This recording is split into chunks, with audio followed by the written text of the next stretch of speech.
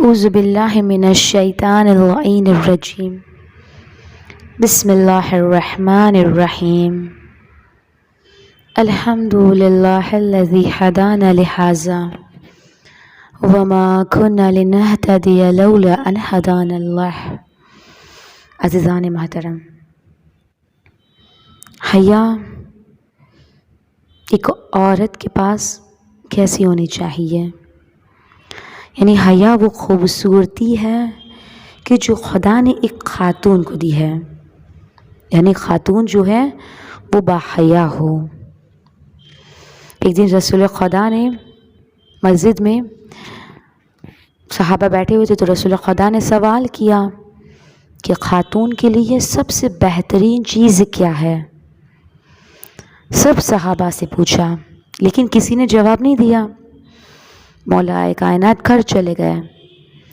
پھر مولا نے یہی سوال شہزادی کونین سے کیا تو بی بی فرماتی ہے کہ خاتون کے لیے سب سے بہترین چیز یہ ہے کہ نہ وہ کسی نامحرم کو دیکھے اور نہ کسی نامحرم کی نگاہ اس پہ پڑے، یعنی کوئی نامحرم اسے دیکھے۔ جب مولا واپس آئے مسجد میں تو مولا نے جب یہ جواب دیا تو رسول مسکرا کے کہتے کہ علی آپ کہاں سے یہ جواب لے کے آئے؟ تو کہا کہ اللہ کے رسول فاطمہ نے یہ جواب دیا ہے۔ رسول کہتے کہ یہی بہترین جواب ہے، یعنی ایک خاتون کے لیے بہترین چیز ہی یہی ہے کہ وہ باحیا ہو، یعنی وہ کسی نامحرم کو نہ دیکھے اور کوئی نامحرم کی نگاہ اس پہ نہ پڑے، یعنی خاتون باحیا ہونی چاہیے۔ عزیزان محترم، یہ ہم سنتے ہیں لیکن کیا عملاً ہم واقعاً ایسا کرتے ہیں؟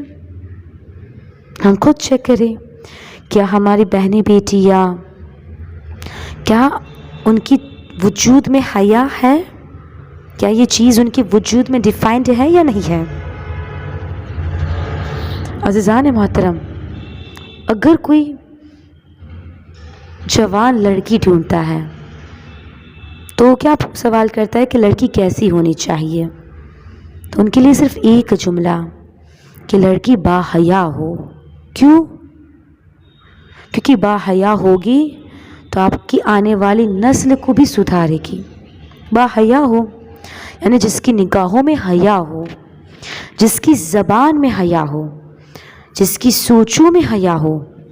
اور دیکھا جائے تو مرد کے لیے بھی ایسا ہی ہے، مرد باحیا ہونا چاہیے۔ ملتا ہے کہ ایک کتاب میں ایک واقعہ کہ ایک شخص تھا، وہ مصر میں داخل ہوا۔ تو جب مصر میں داخل ہوا تو دیکھا کہ بازار میں دکان تھی اور اس دکان میں ایک لوہار، یعنی جو لوہے کا کام کرتا ہے نا، وہ آگ کی چیزوں کو ہاتھ سے اٹھا رہا تھا، اپنے ہاتھوں سے آگ کی چیزوں کو، گرم لوہے کو اٹھا رہا تھا۔ تو اب وہ شخص کہتا ہے کہ مجھے بڑا عجیب لگا، میں نے سوچا کہ یہ کوئی اولیاء ہے، یہ کیسے ہاتھوں سے آگ کی چیزوں کو اٹھا رہا ہے اور اس کو آگ نقصان نہیں کرتی، اس کو نہیں لگتی آگ، اس کو کچھ گرم نہیں لگتا۔ تو وہ شخص کہتا ہے کہ میں اس دکان والے کے پاس گیا اور میں نے کہا کہ آپ اولیاء خدا ہے کیا؟ آپ کیسے یہ سب اٹھا رہے ہیں؟ تو جب اسے سنا تو وہ رونے لگ گیا، گریہ کرنے لگا، کہا کہ میں اولیاء نہیں ہوں۔ تو کہا کہ مگر یہ جو خاصیت ہے، یہ خصوصیت ہے، یہ تو اولیاء کی ہے، یہ اولیاء کو خدا عطا کرتا ہے۔ آپ ایسے کیسے اندر سے کھولتا ہوا لوہا باہر نکال رہے ہیں؟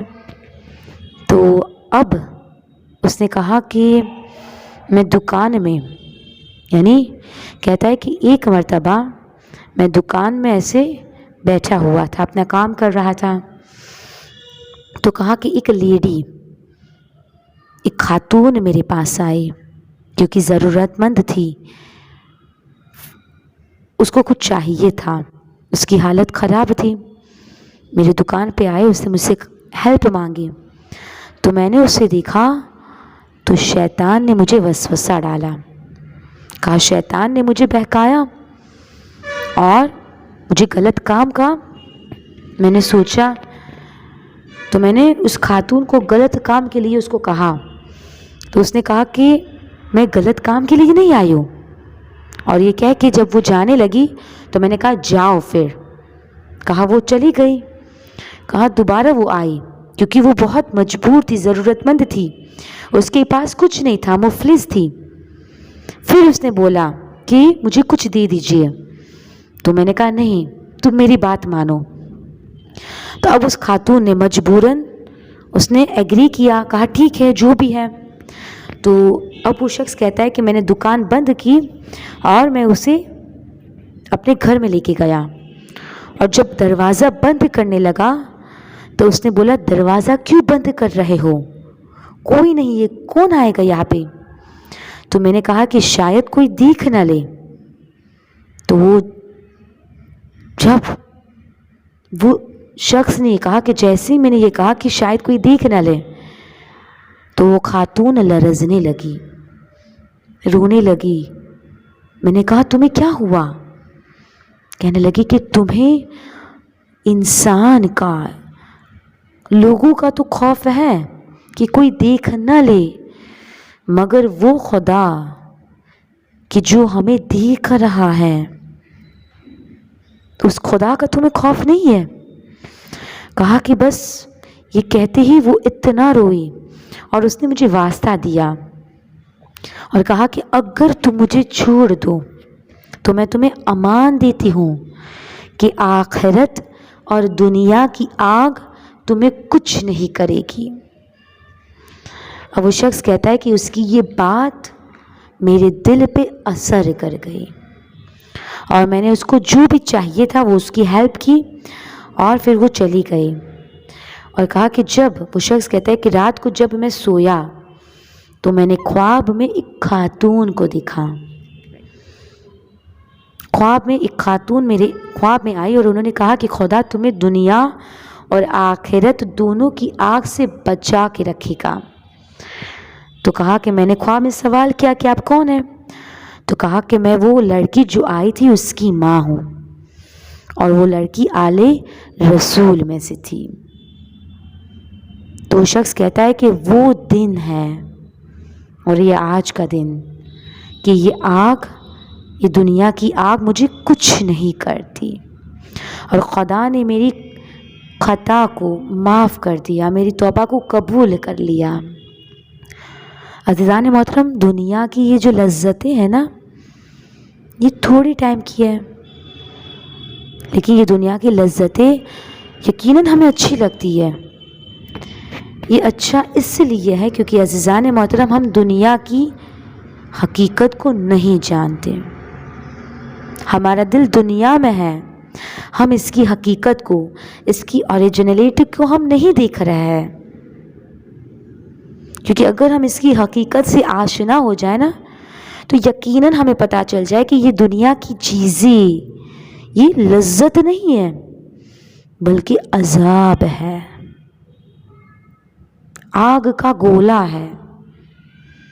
کیونکہ جو ہم ان چیزوں کو دیکھ نہیں سکتے اس لیے ہم اس میں ڈوبے ہوئے ہیں, لیکن جو اگر ہم چاہیں تو ہم اپنے آپ کو بچا سکتے ہیں. وآخر دعوانا ان الحمد للہ رب العالمین.